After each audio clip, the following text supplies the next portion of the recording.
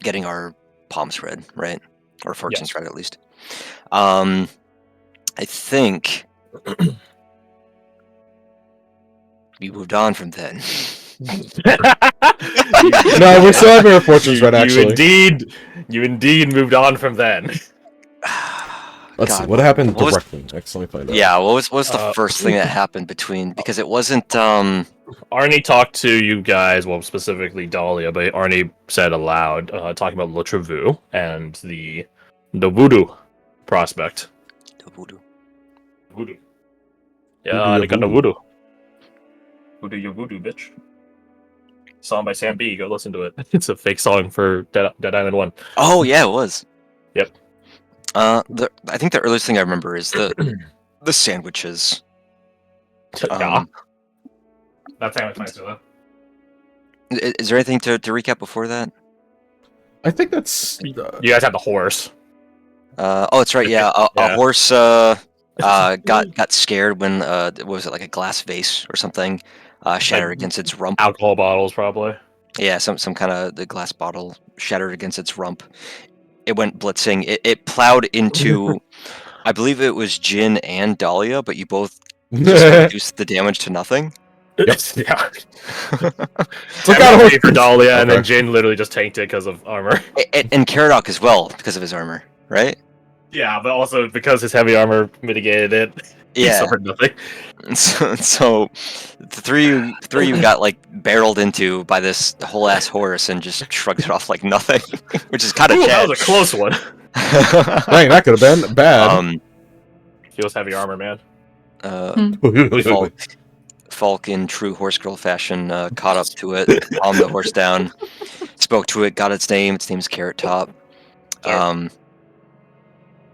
We saw firsthand how just kind of neighborly the average Eulonian is, from Carrot Top's friend. I mean owner, whatever you want to call him. Slave driver. Slave driver, yeah. Then we moved on. Could have extorted him. Didn't cross my mind. Maybe if I was playing Lord Goblin, Gawain. Lord Goblin Gawain. Yeah, then we moved on. We got some sandwiches. They were oh god, what were they called? What kind of sandwiches? They were shooter sandwiches. Shooter sandwiches, yeah, for like for hunters and shit like that. And they were pretty cheap. And goddamn, did that woman make a lot of money off of us that day. Honestly, kind of want to go back and get some more. We kept tipping her. You good, yeah. They're like, what, 30 copper? And all we have is silver? Yeah. Which is like dirt cheap. Yeah, we give her a silver and get like almost 3 sandwiches. Keep the change. Yeah, filthy animal. I'm sorry, you're a lovely woman.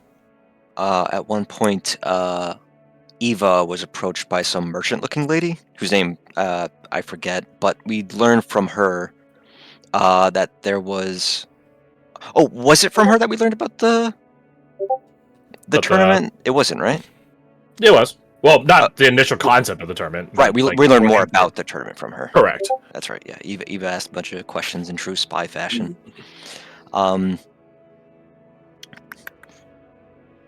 Anything else? Oh, and we noticed that a gentleman was staring at us from behind a corner. Very, I think he rolled a nat one. He did. His stealth. It's quite unfortunate. So we all saw him. Paul snuck up behind him. Learned that this was Jackson, the nephew of that gentleman we spoke to. The nephew that had escaped Velkester prior to like official evacuation. The one that we helped with. So Falk took him over to the group. We spoke to him, learned some things about him, namely that he had escaped with the assistance of a Mr. It's a funky first letter. It was an I, wasn't it? Correct, but it was pronounced like with a Y. Yeah. Which is in replacement of a J. Jacob. Jacob. Was there a last name or was it just Jacob? Just last, or just first name. by Mr. Jakob. Doesn't seem like for Falk's interest. He was asking to see if the madam. I always forget her name. The madam of the pleasure house that I also always forget it. Adelia was. I think you were looking for it last time. That doesn't matter. Alicia, Madam Alicia, right? Alicia. This time, Elisha. This time it will internalize it. Anyways, we're gonna forget next time. So yeah, Alicia. He was looking for Madam Alicia, the madam of the pleasure house that Adelia worked in when she was alive, or in existence, I guess. But it doesn't seem like she was a part of that group. Jackson was a part of, I believe, the last or one of the last groups that Jakob assisted, and Jackson theorizes that Jakob went to the Ventori League. So for the time being, that trail has gone cold. Womp womp.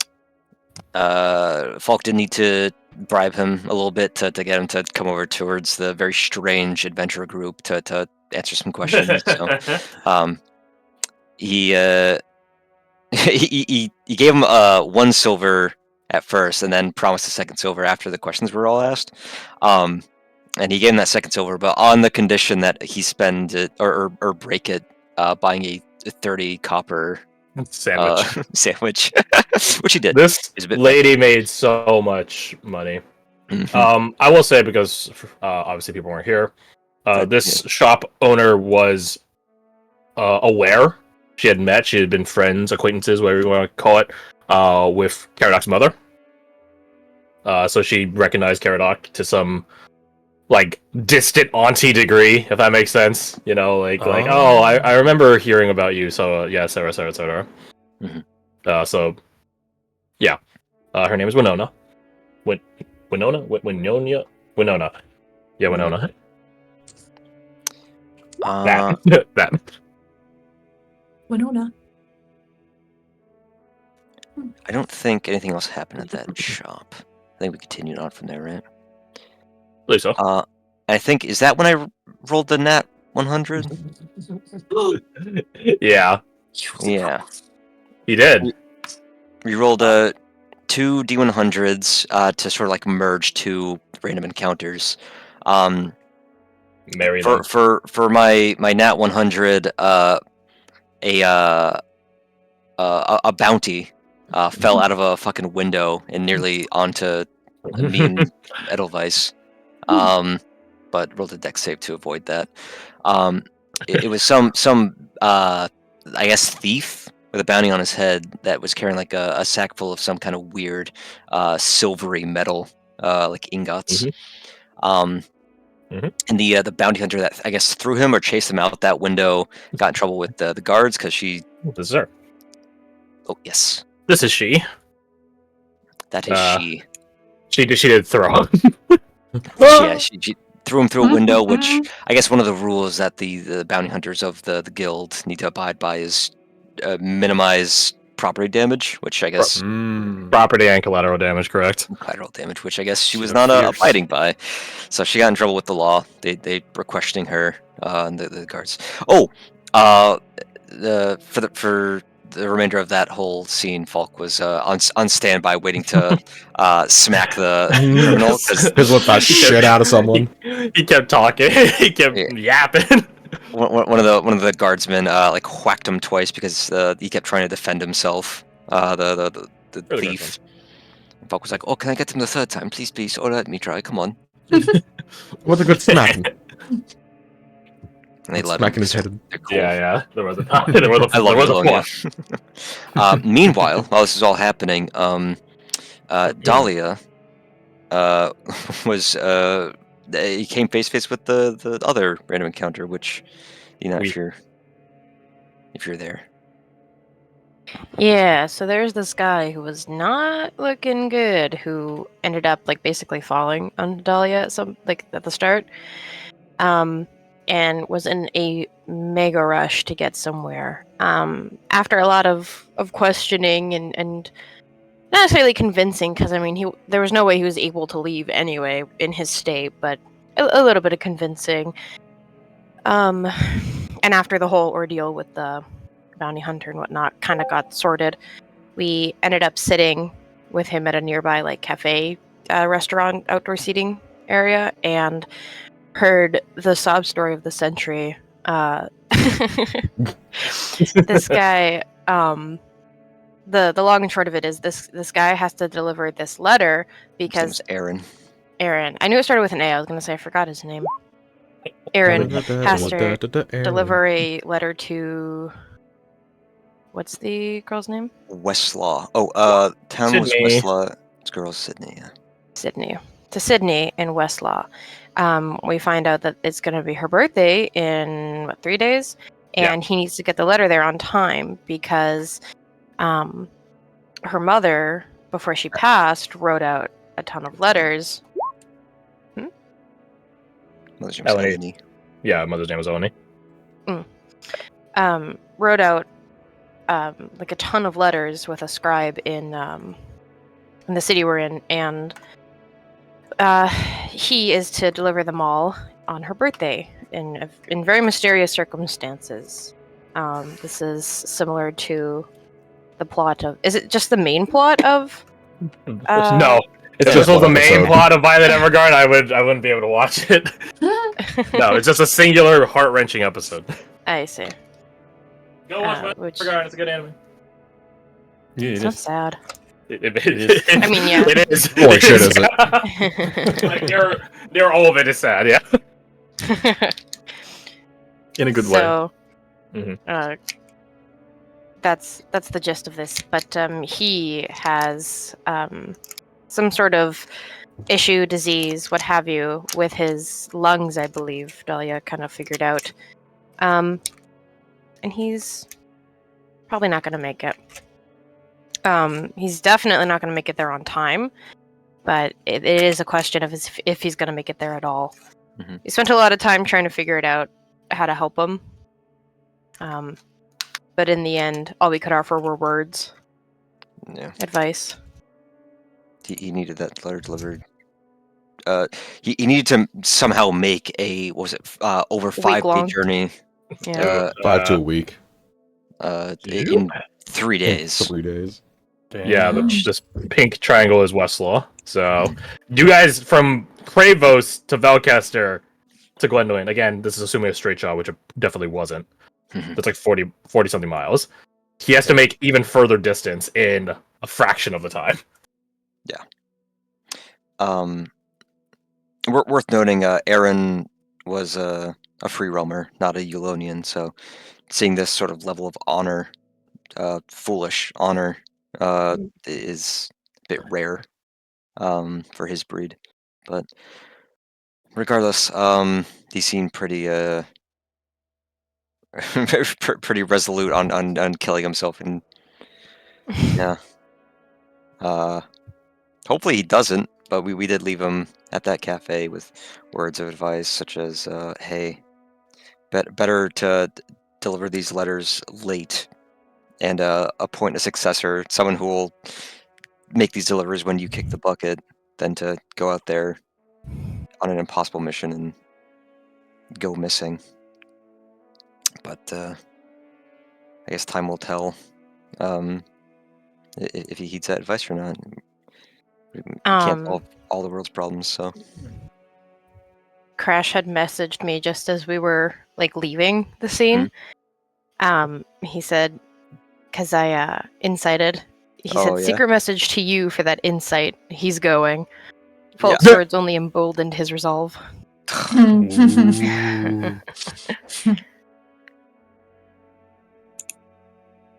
Different negotiation tactics for different people, you know?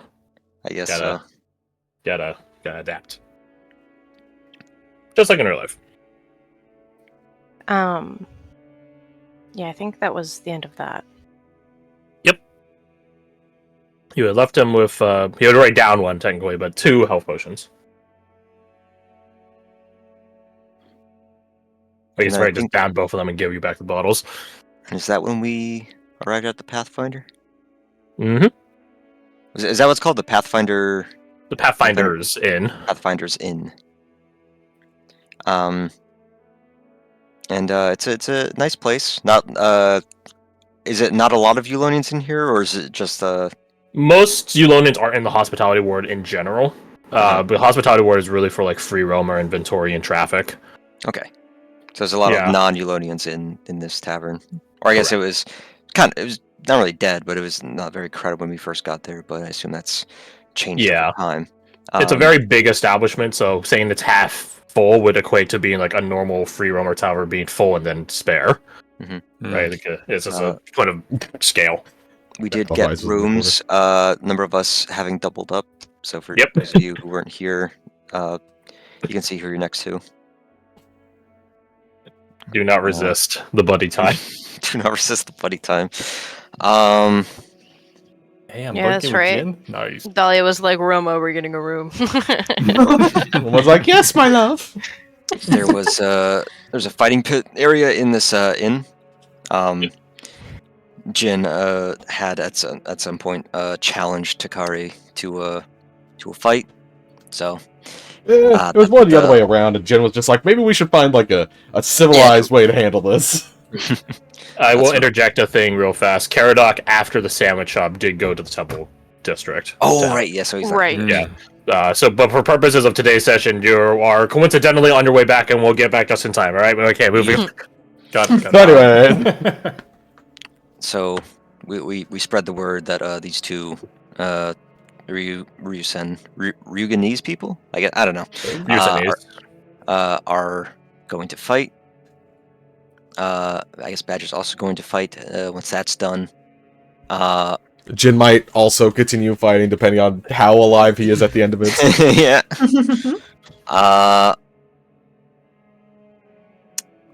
And Dahlia, Dahlia went with Eva shopping, yes. Right? To an apothecary, which was, don't tell me what it was called. I need to think for a second. I know it has aesthetic in it, but I'm trying really hard to remember the first part. Let me tell the story and see if it comes to me, okay? I'm trying to think.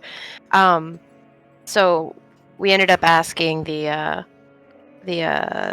tavern keep what the what she recommends, and ended up getting recommended this one spot.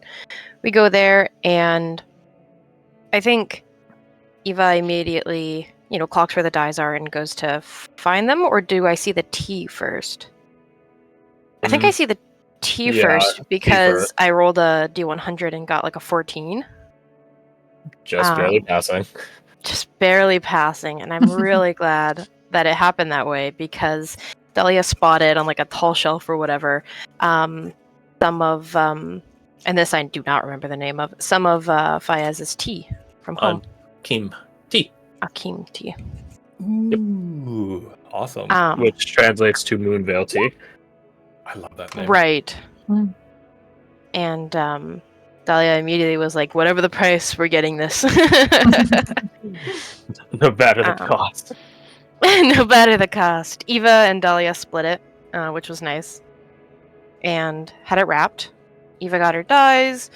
Dahlia was looking at books for alchemy, and ended up talking to Caspian? Yep. Caspian. A very nice man who offered to lend Dahlia a book for a day on alchemy, one that he recommends to read. So he's gonna meet us later. Well, meet Dahlia later at the Pathfinder, and she was like, "You're not gonna have a hard time finding me." No, he doesn't speculate that at all.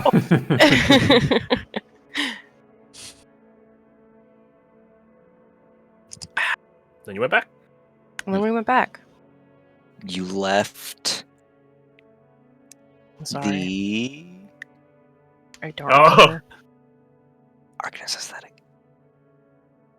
What was it? Arcanist? Yeah, Arcanist aesthetic. The Arcanist aesthetic. But there should be an apostrophe also, which I forgot to type in that. Arcanists.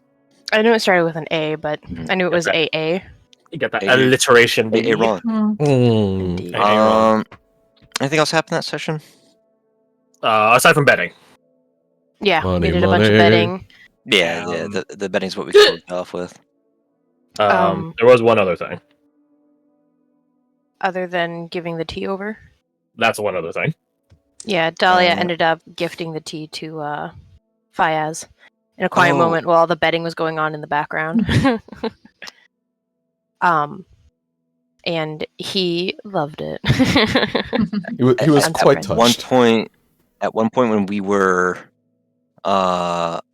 trying to what's the opposite of ham Jin down, I guess? Did I amp him up? Yeah, put him down. Put him down, yeah. We were trying to make him seem pitiful and weak. We He's were really pathetic. Neg him. We were rigging the odds. Why do you all hate me suddenly? Oh wait. We were offered some kind of I guess like a reroll or some kind of bonus. But in exchange for that, we needed to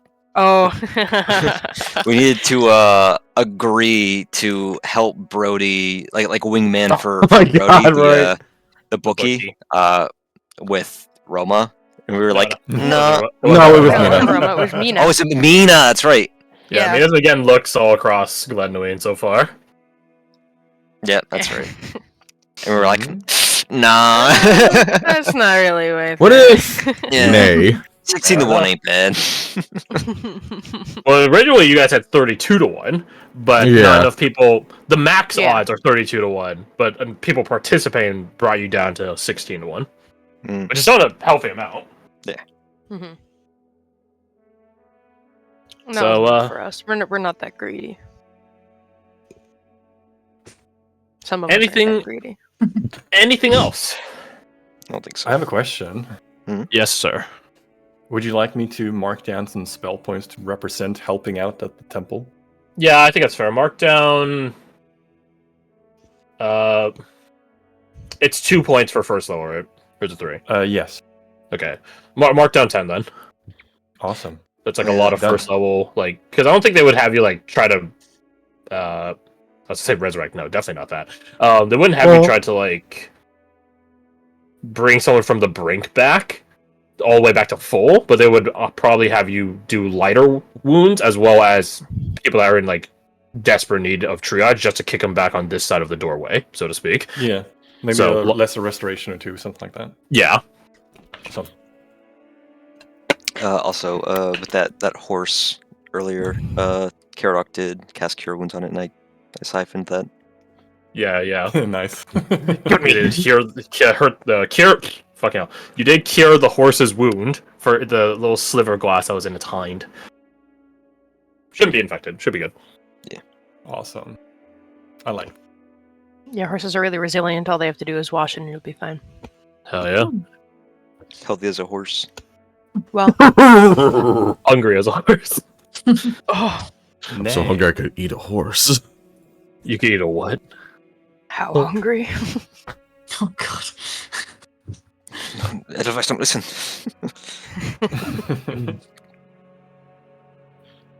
So, that takes us to now. Here and now. Allow me to change the music to some Arcana music. We'll see how many attempts it fucking takes me. See. Copy.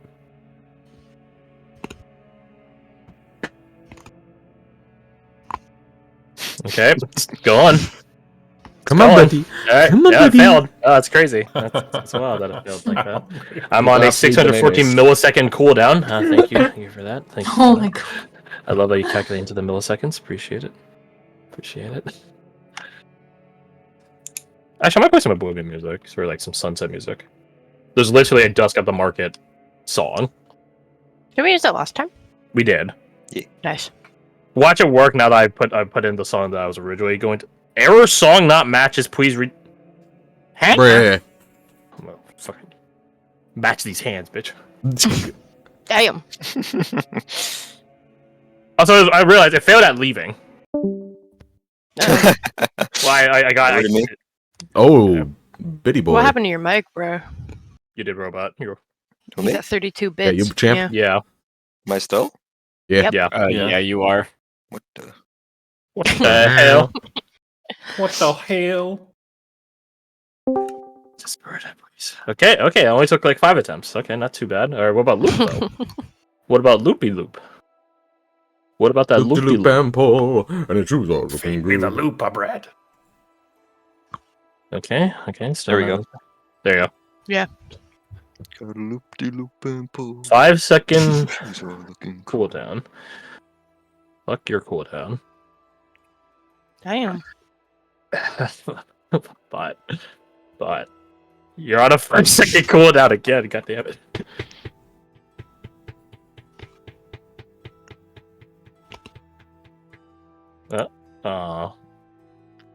Any second now. It's gonna work.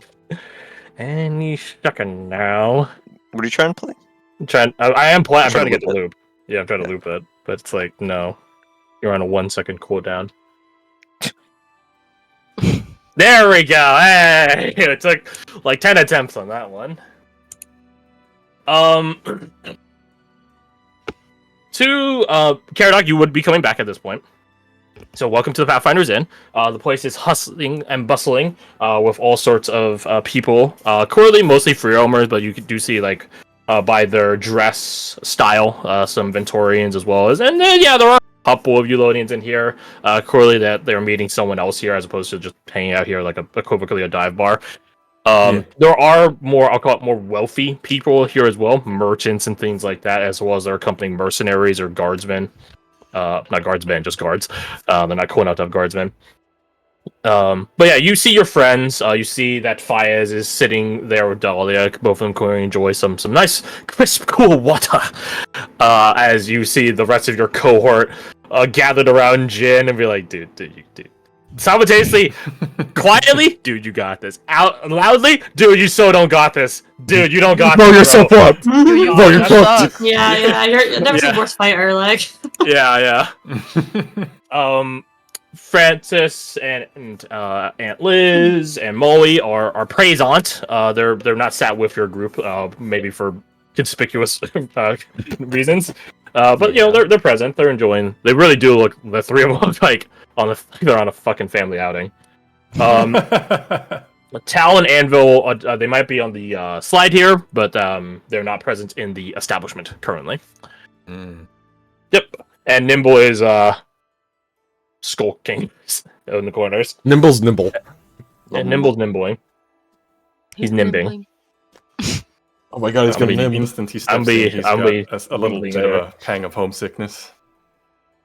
Yeah, this place is definitely like a nice, a sort of cathartic way of seeing like all this camaraderie flowing there. Don't get me wrong, there's definitely some scenes of non-camaraderie, and you know yourself that Gwendoline is probably going to be like the maybe 1 or 2 towns past it, small towns. Definitely for cities, it's going to be the last checkpoint for such behavior.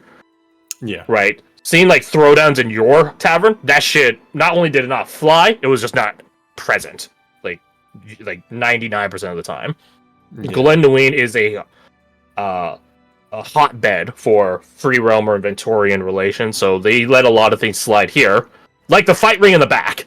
That is not normal in the rest of Eulonia. They don't have fight rings. Right? But this is the last stop you'll see one. So you have that in the back of your mind as you walk over to greet your friends. As you walk over to greet your friends, I am happy to deliver unto all of you a bit of a fun little thing. Can all of you accept Dahlia, because she's separate from the rest of you? All of you roll me a D100. Oh. Let me hit you with one of them hunters. That's oh my god! Oh my god! Oh my god! Holy moly! Jesus Christ! Y'all need to chill. No. Alright, so now I know where the luck for the rest of the session went. Yeah. Yep. Maybe Cobb, you should have rolled. Maybe you should have been the one to roll. Yeah. Maybe I should have used that last lucky point. Oh, what a shame.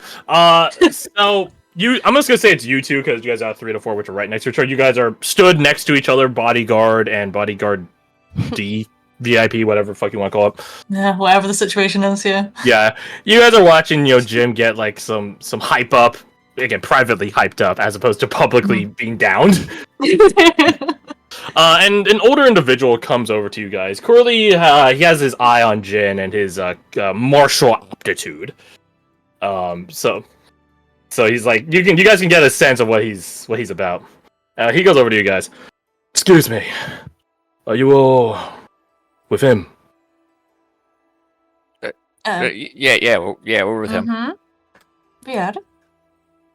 I know a betting ring when I see one. He says, like, eyeing the rest of the tavern main floor space. And also have a keen eye on. Well, he looks at you guys. Well, not you two specifically, but the rest of you, like, quote unquote, downing gin. Playing for the public. Level with me. Your friend. He gives a thumbs up. Then he transitions it to a thumbs down with a questioning look on his face. Badger gives a thumbs up. A little nod.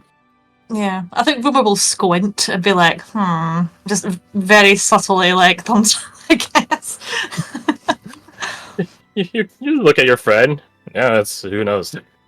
Yeah.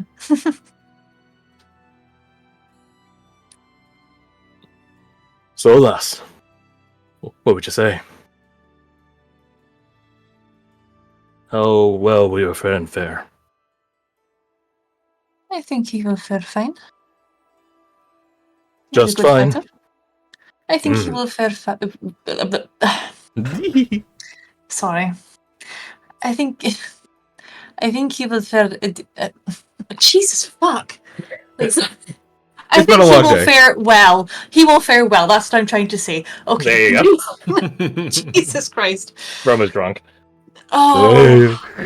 It's leftover from last Saturday. He gives you two like a not accusatory but an inquisitory look. So like trying to parse to see if how much you guys believe what you're saying, and how much thusly should he believe what you're saying. Mm-hmm. But then he gives a slow nod that picks up momentum, one after the other, one shake after the other. I see then. Well, he looks over at Jin. If a man's friends can't be trusted on his worth, who can you really trust then? Thank you both. Gives you both a curt nod. Then goes over towards Brody, the bookie, where you see he puts down a small pouch of coin. Not sure who he bets on. Well, I guess you guys will roll your perception to see if you hear what he says to Brody to see if he's betting on Jin or not. Nice.